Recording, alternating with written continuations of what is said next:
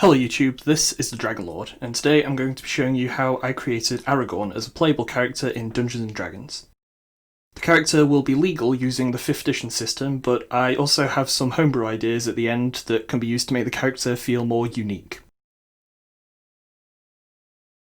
So the first thing that needs deciding here is the character's race, which in the case of Aragorn is more complex than it might seem. Aragorn is one of the Dunedain, which allows him to live longer than normal humans, and his King's Blood grants him healing abilities. To deal with the first, we need to make the character a variant human, which in this case will of course be Dunedain. This variant will allow us to increase the character's lifespan to about 230 years, with Aragorn himself living to 210. With that done, I also decided to use the variant human traits option. This replaces the normal stat bonuses given by the human race with some new ones. Firstly, 2 ability scores will be increased by 1. I would recommend these being Dexterity and Wisdom. The character will also get a skill proficiency, which I would suggest being Athletics, and the character will become fluent in Common and one other language, which in this case will be Elvish, thanks to Aragorn being raised in Rivendell. Finally will be the feat, for which I took Healer, giving the character the ability to stabilise and heal creatures. It's going to be used to represent Aragorn's skill given by his royal blood. If you're looking for more authenticity, then you can add the need for the plant Kingsfoil to be used for this ability to work. Depending on how your group does things, you may not have that much control over your ability scores, but for those of you that do have some control over the scores, I would recommend Dexterity and Wisdom being your first priority, to allow for more spells as well as better protection with lighter armour. Then second will be Constitution and Strength to make you more capable in melee combat. Finally, Intelligence and Charisma will not need to be too important. Naturally, deciding on a class for Aragorn was an extremely difficult task, but after years of expensive research, I've come to the conclusion that Aragorn is a ranger. This of course offers many abilities to the character, depending on your level. I made my character as a level 15, but I'll outline everything available to you regardless. First of all is the choice of 3 skills, which I would recommend Animal Handling, Nature, and Perception, to reflect Aragorn's ability in the wilderness. Next is the choice of Favoured Enemy, which is available from level 1. In this case, the character can be given 2 humanoid races, which he will be more equipped to track and understand. For this you should pick Orcs and Goblins, which will allow the character to speak Orcish. As my character is being made for level 15, I was given the option to pick some more, for which I would recommend Animals to showcase Aragorn's skill at hunting, and Plants to represent his understanding of the wild. No languages will be known from these 2 options, however. At level 1, the ability Natural Explorer is also given, which makes the character more able to travel certain terrains. I selected Forest for my character, although there would be many other options that would fit just as well, like Swamp or Grassland, both of which I added at levels 6 and 10. For fighting style I selected Dueling, which provides a bonus when using a one-handed weapon on its own, which is what Aragorn is shown to favour throughout Lord of the Rings. As levels increase, the character will be given additional abilities. As there are no choices involved, I won't cover them, but before moving on we need to pick a Ranger archetype. Naturally, Aragorn could be classed as fitting into both the Hunter and Beastmaster category, but I selected Hunter mainly because Aragorn isn't shown with an animal companion at most times throughout Lord of the Rings. This will give the ability Hunter's Prey, which offers a choice for some features. For this, just take your personal favourite as they are all applicable. I chose the Hordebreaker option, which allows for extra attacks when facing multiple enemies.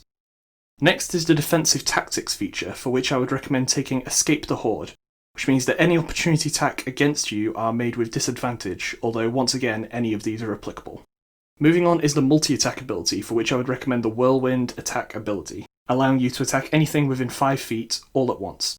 And finally is the Superior Hunter's Defense, for which I would recommend Evasion, which reduces the damage of any attack that requires you to make a Dexterity saving throw. Now, you may have noticed that I haven't addressed the range of spells yet, and that's because Aragorn shouldn't technically have spells, but I feel that as long as appropriate spells are selected, they will fit with the abilities he's shown to have through his Dunedain ancestry.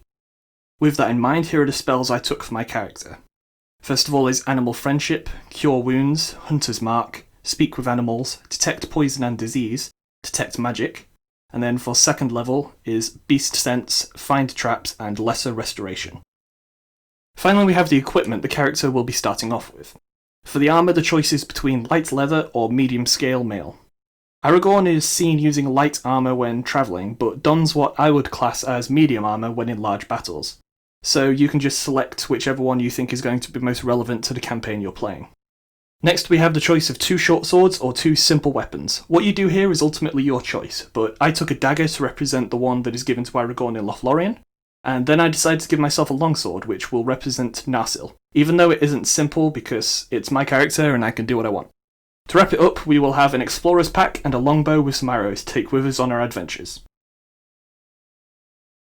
Now, if your group uses the optional feat system, then I've already spoken about how you should take Healer to replicate Aragorn's abilities, but using level ups you should also try to obtain Alert and Inspiring Leader as soon as possible. Aragorn's background is a very long and diverse one, which naturally gives a lot of options when it comes to choosing a background for the game.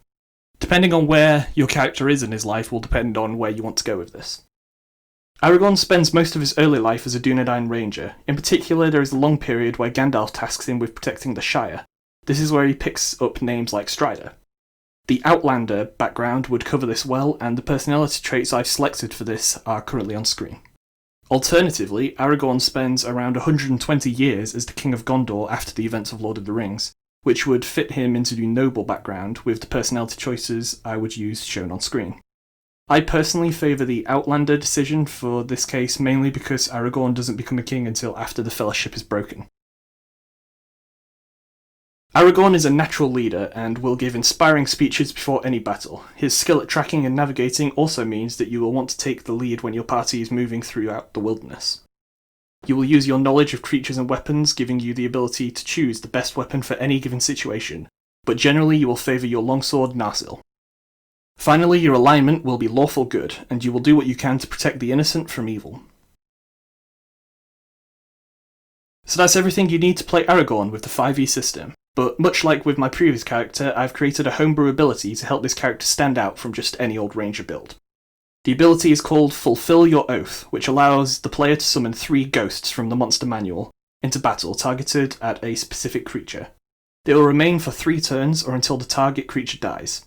Each of the 3 ghosts can be targeted at a different creature and will pursue and attack whenever it is your turn. The ability can be used once per long rest and counts as an action. This is of course representing Aragorn's deal made with the Army of the Dead in Return of the King. So that's everything I have for this character. If you like this sort of thing, then you might want to consider sticking around because the next video I'll be creating a character for Gandalf the Grey. Nevertheless, thanks for watching and see you next time.